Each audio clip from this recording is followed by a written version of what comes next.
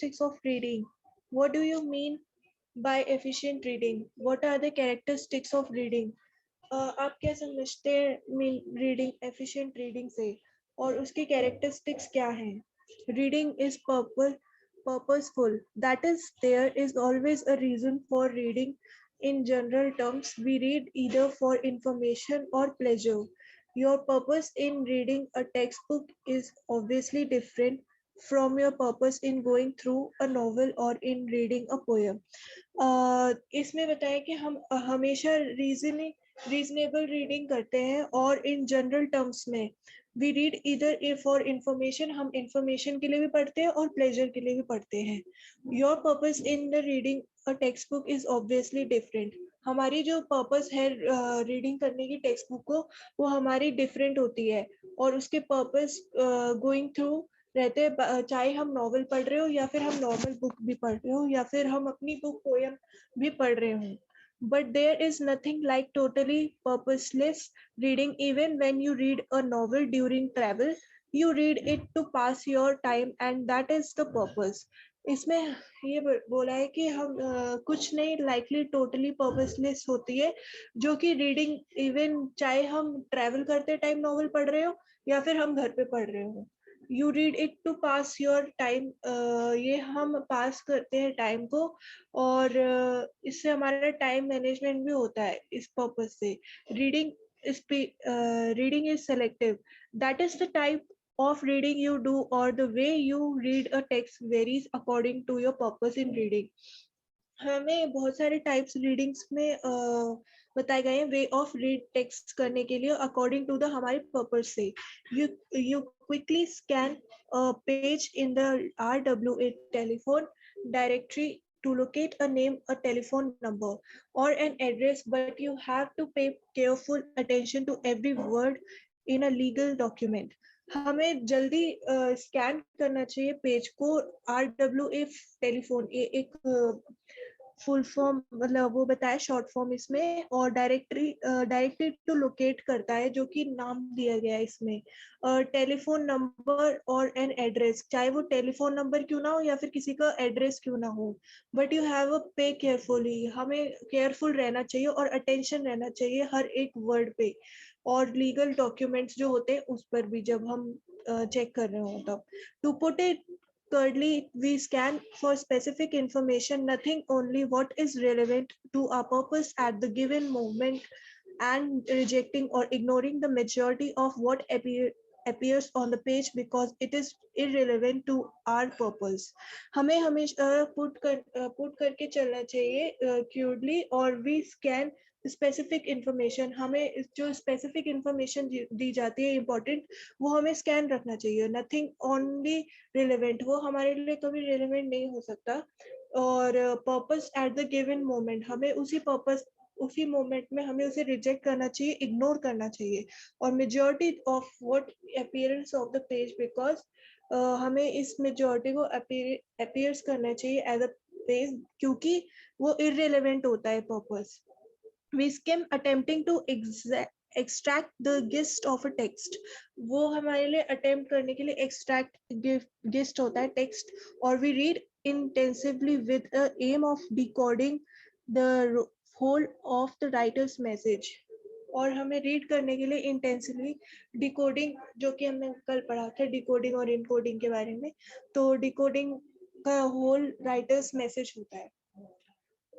Reading speed varies according to content and purpose. Efficient readers use the minimum number of clues in the text, semantic and syntactic, to extract the information they need. According हम इसके content के, जैसे कोई content होता है उसके purpose हम efficient readers जो होते हैं वो यूज मिनिमम नंबर पे करते हैं या फिर वो क्लूज के थ्रू कर सकते हैं, उन्हें क्लू मिल जाता है. लाइक टेक्स्ट बताया गया कि सेमेंटिक और syntactic to extract the information they need, जो उन्हें इंफॉर्मेशन चाहिए होती है वो उन्हें मिल जाती है. You will agree that you generally read a novel or a short story faster than you read your textbook or study material, unless you are a literature student. अगर आप एग्री करते हैं कि जनरली रीड कर रहे हैं कोई novel या फिर कोई स्टोरी जल्दी जल्दी में, तो वो आपको टेक्स्ट बुक स्टडी मटेरियल, चाहे वो आपकी टेक्स्ट बुक हो, स्टडी मटेरियल जो कि हम पढ़ रहे हैं, या फिर कोई लिटरेचर हो बुक, तो वो स्टूडेंट के काम आती है। Reading is silent. Reading allowed is a specialized skill used for example by actors and news readers, but seldom by the general reader।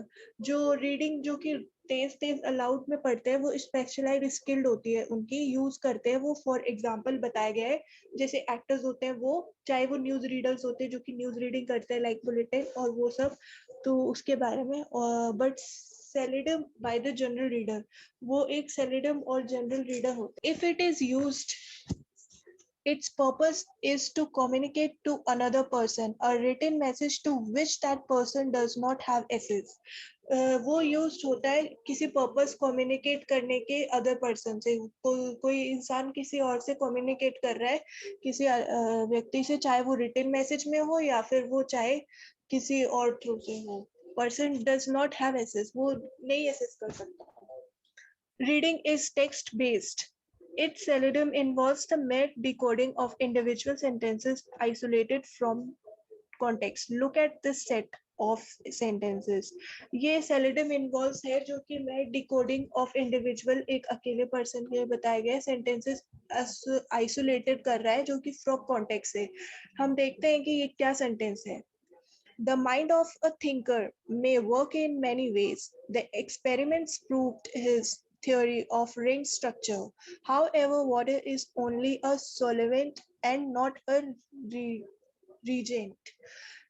इसमें ये बोल रहा है कि द माइंड, जो कि हमारा दिमाग है, वो क्या थिंक करता है, वर्क करने में कितने सारे वेज होते हैं उसके, मतलब कितने सारे वेज में वो थिंक करता है। द एक्सपेरिमेंट्स, वो क्या एक्सपेरिमेंट प्रूव करना चाहता है इस थ्योरी ऑफ रिंग स्ट्रक्चर से। हाउ एवर वाटर, वाटर कैसे और ओनली सोलेवेंट हो सकता है और नॉट रिजेंट भी हो सकता है, वो रिजेंट भी नहीं हो सकता है। What is wrong with this? क्या wrong, इसमें क्या गलत है? We cannot make sense of these sentences because they are together without any relationship among them। क्या हम इस सेंटेंस को बना नहीं सकते, या फिर हम क्योंकि वो एक साथ नहीं है, या फिर वो विदाउट रिलेशनशिप के हैं। They do not constant constitute a text at all, and so we cannot read this set meaningfully। क्या हम ये बोल रहे हैं कि वो लोग जो है, जो constitute text होते हैं, वो cannot read नहीं कर पाते और वो meaningful नहीं होते हैं। Reading involves complex cognitive skills. जो रीडिंग है वो इन्वॉल्व होती है कॉम्प्लेक्स कॉग्निटिव स्किल्स के through. Readers do not merely decode the message, readers कभी डिकोड नहीं कर पाते message. They make predictions and inferences, they anticipate based on what they read. वो प्रिडिक्शंस और इन्फ्लुएंसेस होते हैं जो कि एंटीसेप्ट बेस्ड पे होते हैं, जो कि रीड करते हैं। They build assumptions about the overall content at the macro level and predict what is likely to come next in the text at the micro level। इसमें बताइए वो बिल्ड करते हैं, अजम्पशन करते हैं, जो कि ओवरऑल कंटेंट होता है, जो कि मैक्रो लेवल पे होता है या फिर वो प्रेडिक्ट पे होता है। लाइकली वो कम next in the text of macro level भी हो सकता है। मैक्रो और मैक्रो जो हमने पढ़ा हुआ है। That is why reading is called a physiologistic guessing game। Readers may also impose their own organization of the information they extract from a text। इसीलिए हम इसको ये बोलते हैं फिजियोलिंग्विस्टिक गेसिंग करने, गेम गेस करने के लिए रीडर्स में also impose their own organization. वो हमारे रीडर्स जो होते हैं वो इम्पोज ऑर्गेनाइजेशन करते हैं और वो इंफॉर्मेशन एक्सट्रैक्ट करते हैं एज अ टेक्स्ट पे। At a more sophisticated level, they react to what they read, as the accuracy of the facts, presented the value of the opinions stated or the quality and appropriacy. At इसमें बोला कि इसमें बहुत सारे सोफिकेटेड level होते हैं और react करते हैं जो कि रीड असेसिंग द एक्यूरेसी में कर सकते हैं, और उसके फैक्ट्स प्रेजेंटेड भी होते हैं और उसकी वैल्यू जो होती है वो ओपिनियन होती है स्टेटेड के थ्रू, और द क्वालिटी और एप्रोप्रिएसी भी करते हैं. Effective reading also involves chunking of information that the well developed schema makes possible. जो effective reading होते हैं वो involve करते हैं chunking of information जो कि well developed होते हैं और वो scheme makes possible, वो हमारे schemes बनाते भी हैं, चाहे वो अगर वो possible है तो. When we read, our eyes take in whole phrases at a time which are meaningful. They do not move from word or word to word in a straight line, but move backwards and forwards over the text. जो जब हम read करते हैं वो हमारे eyes को या फिर पूरी आईज को वो फ्रेजेस कर लेते हैं या फिर वो पहचान जाते हैं कि मीनिंगफुल है या फिर नहीं है, वो क्या कहना चाहता है. दे डू नॉट मूव, वो कभी मूव नहीं करते from word to word straight line में, कभी भी वो मूव आउट नहीं करते सीधे सीधे लाइन में, बट मूव बैकवर्ड्स, वो पीछे या तो पीछे चले जाते हैं या फिर वो आगे चले जाते हैं ओवर द टेक्स्ट के through. You will understand this if you do a simple exercise. आप जब अंडरस्टैंड करेंगे जब आप कोई सिंपल एक्सरसाइज करेंगे. Try covering a text with a piece of paper and read it literally word to word by word. आप try कर सकते हैं कि कवर करने के लिए टेक्स्ट एक पीस पेपर लेकर और उसे आप रीड करें लिटरली वर्ड बाय वर्ड, एक वर्ड के बाद एक word. Move the paper along the text revealing only one word each time. जब मूव कर सकते हैं इस पेपर को टेक्स्ट बाय टेक्स्ट के through, revealing only one word एक ही टाइम पर. You will find that it is almost impossible to read and understand the text in this way. आपको ये ढूंढना पड़ेगा कि आपको ये impossible read लग रहा है या फिर understand आप कर पा रहे हैं जब आप text by text के way पे आप पढ़ रहे हैं. You soon lose track of the meaning and you need to keep looking back across the text to take in whole sentences. आपको इसको लूज कर सकते हैं या फिर आप ये भी है कि आप क्या पता आप लूज करें इस ट्रैक को मीनिंग को, और या फिर आप इसके नीड करके आप लेकर या फिर कीप लुकिंग उसको देखकर या फिर बैक अक्रॉस कर सकते हैं, या फिर आप text to take in whole sentence, आप एक ही बार में पूरा सेंटेंस भी पढ़ सकते हैं. Your reading slows down so much in this attempt to read only one word at a time. You lost the sense of what you are reading. अगर आप स्लो पढ़ रहे हैं और आपको अटेम्प्ट कर रहे हैं आप कोई रीडिंग, तो आप only one word at a time पढ़ सकते हैं या फिर आप उसे जल्दी भी पढ़ सकते हैं. तो आप ऐसे पढ़ने से आपके सेंस से वो रीडिंग हट भी सकती है. Reading is based on comprehension. Reading है वो बेस्ड होती है कॉम्प्रिहेंशन में. Reading is based on comprehension, वो रीडिंग बेस्ड होती है कॉम्प्रिहेंशन में. That is understanding meaning is integral to reading rather than the result of it. ये हमें अंडरस्टैंडिंग मीनिंग होती है जो कि integral of to reading rather करती है, जो कि रिजल्ट आता है जो उसके बाद. The more we comprehend, the more we can and tend to read. हम ज्यादा भी comprehend कर सकते हैं और हम ज्यादा भी read सकते हैं और हम tend भी ज्यादा read कर सकते हैं. Levels of meaning.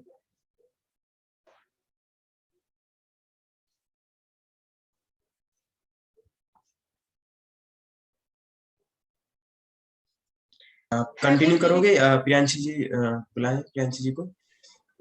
Okay sir ji. Levels of meaning. Having begun to read, good readers operate cognitively at 4 highly interrelated and overlapping levels of meaning. The literal, the interpretive, the critical, and the creative. What is involved is understanding meanings at each of these 4 levels. Let us find out about these levels. अब हम ये पढ़ेंगे कि levels का मतलब क्या होता है, meaning क्या होता है. हैविंग बिगन टू रीड, अगर हम रीड करना स्टार्ट करते हैं, good readers operate cognitively at 4 highly interrelated, जो गुड रीडर्स होंगे, जो अच्छा रीड करते हैं या जो रीडिंग करने में अच्छे हैं, वो 4 हाईली इंटररिलेटेड या ओवरलैपिंग मतलब बताएंगे लेवल्स का। The literal, the interpretive, the critical and the creative, ये 4 मीनिंग है लेवल्स के। What is involved is understanding meanings at each of these 4 levels. सबसे ज्यादा मेन क्या है, समझना कि इन 4 लेवल्स का मतलब क्या है। Let us find out about these levels. तो इन लेवल्स के बारे में अब हम बात करेंगे। फर्स्ट आता है literal. Literal comprehension involves the reader in understanding the information. जो लिटरल कॉम्प्रीहेंशन होता है, मतलब जो लिटरल पैराग्राफ होता है या रीडिंग होती है, वो अपने अंदर involves the reader in understanding the information. वो अपने अंदर इवॉल्व करके रखता है कि जो रीडर है वो अंडरस्टैंड कर सके, समझ सके इंफॉर्मेशन को, stated directly in a text. इसलिए वो जो अपना टेक्स्ट है उसमें सीधा लिख के रखते हैं ताकि वो डायरेक्टली समझ सके। That information may be facts and details. वो इंफॉर्मेशन कुछ भी हो सकती है, फैक्ट्स भी हो सकती हैं, डिटेल्स भी हो सकती हैं, या सीक्वेंस ऑफ इवेंट्स हो सकते हैं, मतलब इवेंट्स को सीक्वेंस में लिखना, main ideas and generalization, causes and effects, तो कुछ भी हो सकता है उसमें। The key element in comprehension at this level is that the information is present in black and white in the text. सबसे मेन जो एलिमेंट है इस कॉम्प्रीहेंशन का, इस लेवल का, वो ये है कि जो इंफॉर्मेशन लिखी रहती है वो ब्लैक एंड व्हाइट में लिखी रहती है, प्रेजेंट रहती है। The reader does not have to dig too deeply to get at it. तो जो रीडर होता है उसको बहुत ज्यादा ढूंढना नहीं पड़ता कि इसमें मेन चीज क्या है, तो वो ब्लैक एंड व्हाइट देखता है तो वो समझ जाता है कि यहाँ पर हमारी इंफॉर्मेशन लिखी है। He or she should be able to state exactly what the passage is saying. तो he or she कोई भी हो, वो आराम से बता सकता है कि इस पैसेज में exactly लिखा क्या है या क्या बोल रहा है ये passage, to make sure that she or he understands it, मतलब अपने आप को ये दिखाने के लिए कि हाँ हम इसको समझ पा रहे हैं। For example, if the piece of writing is about someone, अगर मतलब एक piece of writing है, कुछ writing लिखा हुआ है, वो किसी के बारे में लिखा हुआ है, digging the earth, someone digging the earth, कि कोई अर्थ को डिग कर रहा है, the reader should be able to state what the person is actually doing. तो जो रीडर है वो ये पढ़ के आराम से समझ सकता है कि जो पर्सन है वो क्या कर रहा है, एक्चुअली में वो क्या कर रहा है, अर्थ को डिग कर रहा है, मतलब digging the earth.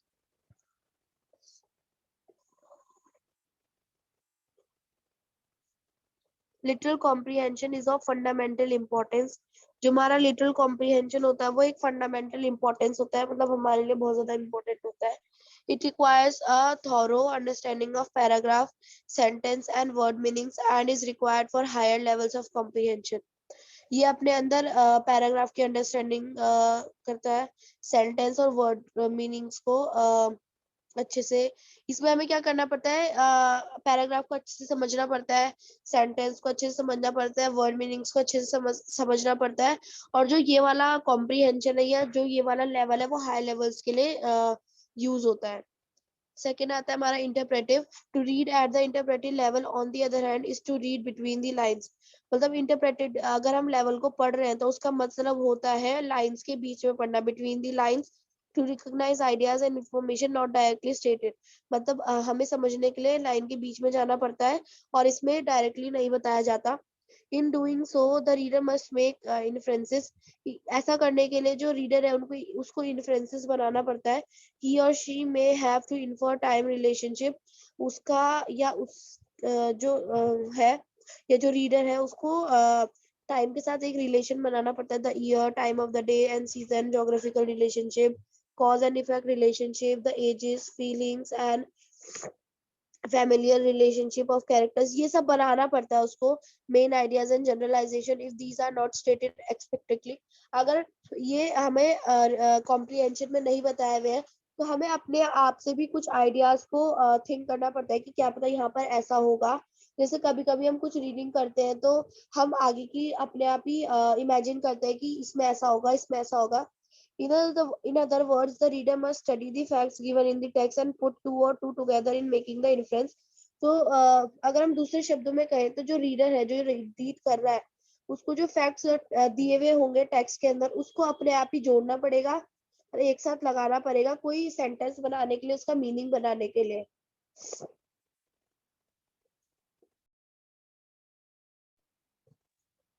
writers do not always state facts directly. जो राइटर्स होते हैं वो एकदम से जो फैक्ट्स है वो डायरेक्टली नहीं बताते या डायरेक्टली नहीं लिखते हैं. दे इम्प्लाई इमोशंस एंड एटीट्यूड्स. वो क्या करते हैं, उसके अंदर इमोशंस अप्लाई करते हैं या इम्प्लाई करते हैं, एटीट्यूड्स इम्प्लाई करते हैं और कुछ पॉइंट ऑफ व्यू सजेस्ट करते हैं. For instance an author may not stay directly that a particular character is bad. मतलब अगर मैं एक एग्जांपल ले कि ऑथर है कोई, वो कोई कॉम्प्रिहेंशन लिख रहा है या कोई चैप्टर लिख रहा है, कोई पोएम लिख रहा है, तो वो डायरेक्टली ये नहीं लिखेगा कि ये वाला कैरेक्टर बैड है, but the words he or she uses to describe that person and the situation he or she presents him in may convey the author's attitude towards. लेकिन जो वर्ड यूज करेगा उसको डिस्क्राइब करने के, जो situation के साथ वर्ड यूज करेगा उसको प्रेजेंट करने के कि वो कैरेक्टर कैसा है, तो उससे हमें पता चलेगा कि ऑथर का उस कैरेक्टर के लिए एटीट्यूड कैसा है, मतलब वो उसको कैसा दिखाना चाहता है. A perspective reader should be able to recognize this attitude. जो पर्सपेक्टिव रीडर होगा, मतलब जिसको रीडिंग की समझ होगी, जिसको रीडिंग स्किल्स का समझ में होगा, वो रिकॉग्नाइज कर सकता है कि वो कौन कैसा एटीट्यूड बताना चाह रहा है उस कैरेक्टर का. He or she must be able to get beyond the surface meaning of words and see what the implication of such words are. He or she जो भी रीडर होगा वो एबल होगा इस सरफेस मीनिंग के beyond जाने का, मतलब जो वो बताना चाह रहा है उससे भी आगे जाने का, उसको देखने का कि उसने क्या वर्ड्स का इम्प्लीकेशन कैसे किया और कहाँ पे किया है. For instance, the same person could be called terrorist or freedom fighters according to the writer's attitude. जैसे कि अगर कोई जंग से रिलेटेड है या कोई देश से रिलेटेड अगर कुछ है तो टेररिस्ट भी बोलते हैं और हम फ्रीडम फाइटर्स भी बोलते हैं. लेकिन हमें कैसे पता चलता है कि वो टेररिस्ट है या फ्रीडम फाइटर्स है? जैसा राइटर ने उसकी तरफ उसका कैरेक्टर बताया होगा, जिस तरह का उसका एटीट्यूड बताया होगा, जिस तरीके से वर्ड यूज करेंगे उसके लिए, तो हमें पता चल जाता है कि ये टेररिस्ट और ये फ्रीडम फाइटर्स है. Similarly, in describing someone eating, a writer may use the words. जैसे कि अगर राइटर को ये बताना है कि कोई खा रहा है, मतलब कोई कैसे खा रहा है, तो वो कुछ वर्ड्स यूज करे, जैसे वुल्फ डाउन, गजल्ड और सॉबलर्ड. ये जो वर्ड्स है ये यूज करेगा writer. If the writer is describing a baby eating, अगर जो राइटर है वो बेबी ईटिंग को डिस्क्राइब कर रहा है कि बेबी कैसे खा रहा है, तो these words may be merely a statement of fact. तो जो ये वर्ड्स होंगे ये एक फैक्ट के लिए स्टेटमेंट होंगे, मतलब एक स्टेटमेंट ऑफ फैक्ट होंगे. If they are about an adult, अगर वो अडल्ट के बारे में है तो दीज में well be a suggestion of distaste. अगर अडल्ट के बारे में कुछ बता रहा होगा तो वो एक सजेशन हो जाएगा डिस्टेस्ट के बारे में towards a person who is eating, उस पर्सन के लिए जो कि ईट कर रहा है.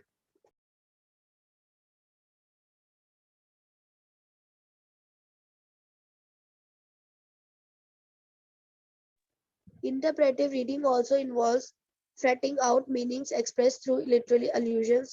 जो इंटरप्रेटिव रीडिंग होती है उसके अंदर फिटिंग आउट मीनिंग्स भी होते हैं, मतलब वो मीनिंग को बहुत ज्यादा फ्रेट आउट करता है, निकालता है.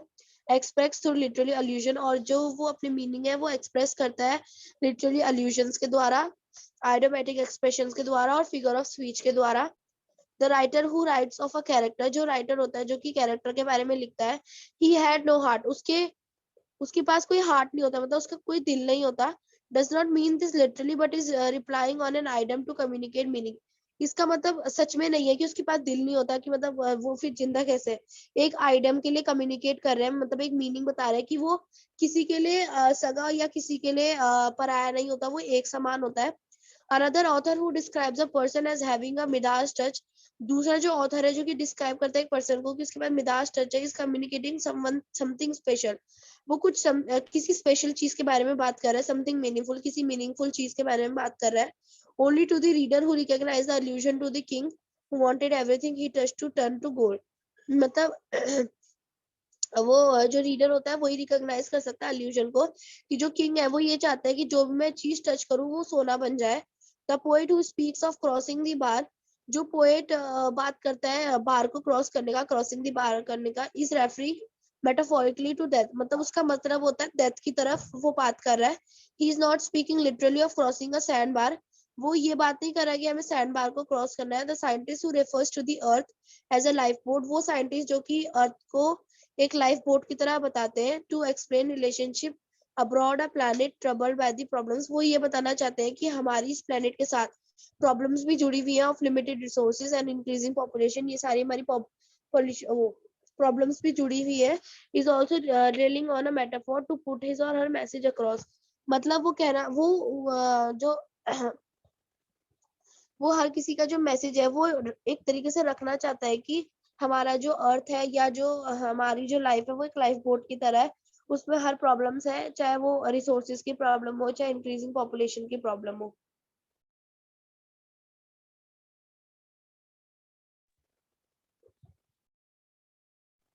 One of the most difficult interpretation a reader must make is in terms of these kind of inferences.